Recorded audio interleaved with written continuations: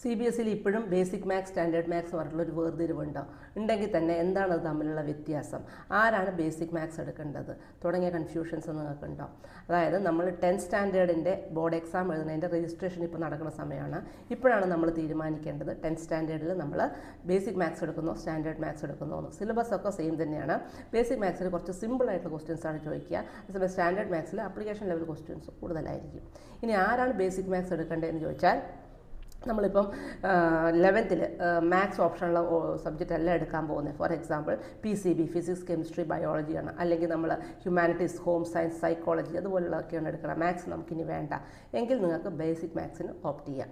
അപ്പം സ്റ്റാൻഡേർഡ് മാത്സുകാരെ മാത്രമേ PCM അല്ലെങ്കിൽ ഫിസിക്സ് കെമിസ്ട്രി മാത്സിൽ എടുക്കുകയുള്ളൂ എന്ന് ചോദിച്ചാൽ, കൊറോണയ്ക്ക് ശേഷം ഇങ്ങോട്ട് CBSE ഇങ്ങനെയൊക്കെ പറയുന്നുണ്ടെങ്കിലും ബേസിക് മാത്സുകാരെയും സ്റ്റാൻഡേർഡ് മാത്സുകാരെയും ഫിസിക്സ് കെമിസ്ട്രി മാത്സിൻ്റെ അതായത് PCMൻ്റെ ഓപ്ഷന് വേണ്ടി എലിജിബിൾ ആക്കാറുണ്ട്.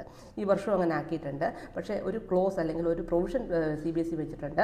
അതായത് സ്കൂളുകാർക്ക് ഒരു ടെസ്റ്റ് നടത്താം. അതായത് ഈ ബേസിക് മാത്സിലുള്ള കുട്ടികളെ അവരിപ്പോൾ PCM എടുക്കാനാണ് വരുന്നത്, അവർ തീരുമാനം മാറ്റി അവർക്ക് ഫിസിക്സ് കെമിസ്ട്രി മാത്സ് വേണമെന്നാണ് അവർ തീരുമാനിക്കുന്നതെങ്കിൽ അവർക്കൊരു ടെസ്റ്റ് നടത്തിയിട്ട് മാത്സിന് അവർ എലിജിബിളാണ് അല്ലെങ്കിൽ ബാക്കിയുള്ള ഹയർ ക്ലാസ്സസുള്ള മാത്സ് അവർക്ക് പഠിക്കാൻ പറ്റും എന്ന് തോന്നുകയാണെങ്കിൽ മാത്രം അവരെ അഡ്മിഷൻ എടുത്താൽ മതി എന്നുള്ളൊരു പ്രൊവിഷനും CBSE വെച്ചിട്ടുണ്ട്. അപ്പം നിങ്ങൾ 11th ഏത് ഓപ്ഷനാണ് എടുക്കാൻ പോകുന്നതെന്നനുസരിച്ചിട്ട് നിങ്ങൾക്ക് ബേസിക് മാത്സോ സ്റ്റാൻഡേർഡ് മാത്സോ തിരഞ്ഞെടുക്കാം. ബേസിക് മാത്സിൻ്റെ കോഡ് 241 ആണ്, സ്റ്റാൻഡേർഡ് മാത്സിൻ്റെ 041 ആണ്. Thank you.